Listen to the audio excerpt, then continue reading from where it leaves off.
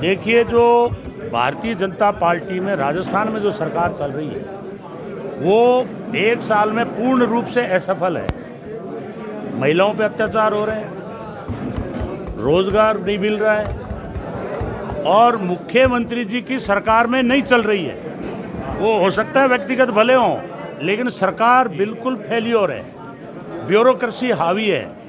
प्रशासन में जो अधिकारी उन्होंने लूट मचा रखी है। भयंकर अवैध खनन हो रहा है, भयंकर लूट मची हुई है और जो समर्थन मूल्य में खरीद हो रही है उसमें भयंकर भ्रष्टाचार हो रहा है। प्रति किसान 10-10, 12-12 हज़ार रुपये समर्थन मूल्य में लेते हैं। 40 क्विंटल की जो मूंगफली की खरीद हो रही है, हमारा ये कहना है कि उसको बढ़ाया जाए।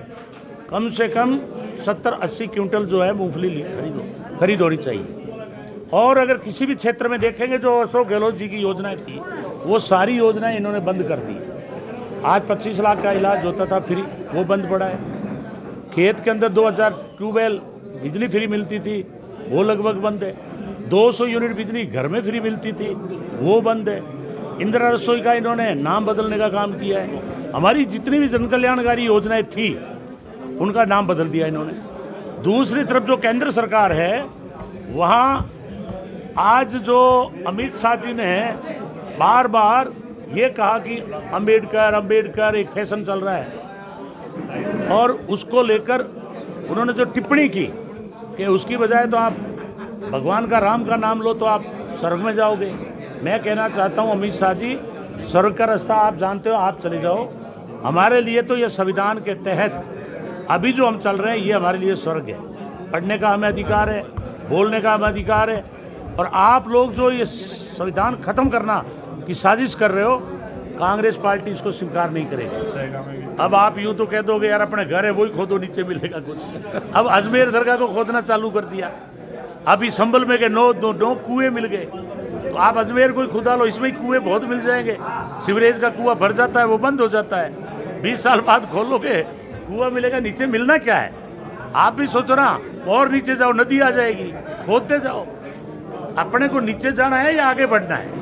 हवाई जहाज उड़ता है ना तो धीरे धीरे करके आकाश में जाता है। विश्व साइंस की ओर चल रहा है, आगे बढ़ रहा है। आगे भाईचारे से बढ़ोगे, शिक्षा से आगे बढ़ोगे, और ये अंधविश्वास की तरफ ले जा रहे हैं। इसलिए पेट्रोल डीजल महंगा कर रहे हैं। अब ये तो कहते हैं कि गाय का मूत्र पी लो साहब। अब गाय का मूत्र का टाइम नहीं रहा पीने को। पीने वाले ठीक है, आज बछड़ा है वो दूध पिएगा, लेकिन गाय का मूत्र नहीं पिएगा। आप बिल्ली के आगे रख दो दूध और मूत्र गाय का, तो बिल्ली दूध पिएगी।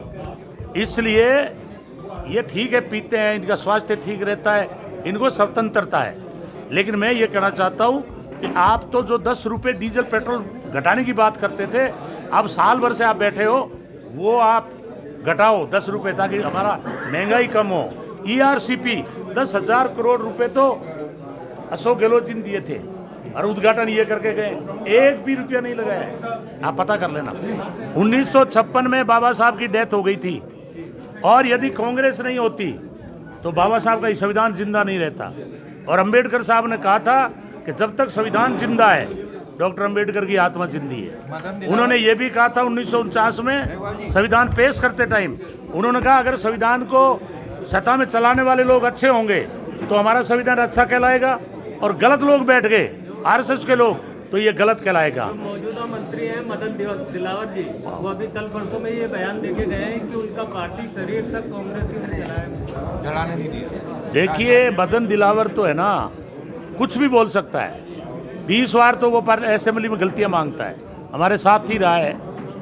आप उनके आए दिन स्टेटमेंट पढ़ लिया करो कि वो तो मस्जिद के पास जाकर के 2 ईंट लगा के कहते हैं यह मंदिर था, ऐसे फोटो भी आते हैं।